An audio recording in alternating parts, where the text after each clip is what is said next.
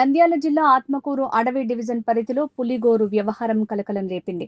కొత్తపల్లి మండలానికి చెందిన ఇద్దరు వ్యక్తులను అటవీ శాఖ అధికారులు అదుపులోకి తీసుకుని వారి వద్ద ఉన్న పులిగోరును స్వాధీనం చేసుకున్నామని, ఈ ఘటనపై ఆత్మకూరు అటవీ డివిజన్ డైరెక్టర్ విఘ్నేష్ అప్పావు స్పష్టత ఇచ్చారు. ఒక పులిగోరు లభించిందని, అయితే ఎటువంటి పులి వేట జరగలేదని, వృద్ధాప్యం కారణంగా సహజ మరణం చెందిన పెద్ద పులి నుంచి సేకరించిన గోరు అయి ఉండొచ్చని ఆత్మకూరు డీడీ విఘ్నేష్ అప్పావు తెలిపారు.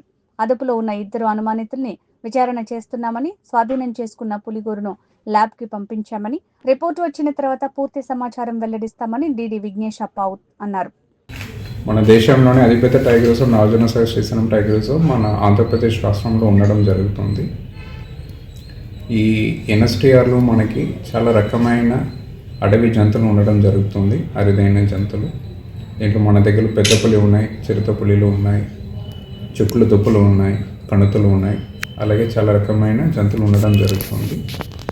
దీంట్లో భాగంగా ఇప్పుడు మనకి రీసెంట్గా మన ఆత్మకూరు ప్రాజెక్ట్ దగ్గర ఆత్మకూరు డివిజన్లో ఈ కొత్తపల్లి మండలంలో మనకి పెద్ద పులి సంబంధించిన గోరులు నెయిల్స్ మనకి ఉండడం, అలాగే ఒక క్రెడిబుల్ ఇన్ఫర్మేషన్ రావడం జరిగింది.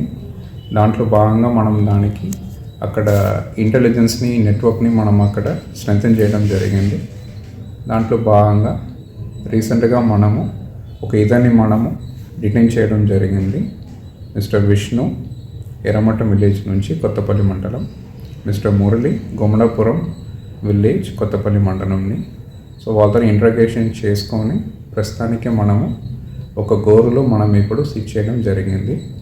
Further investigation is going on.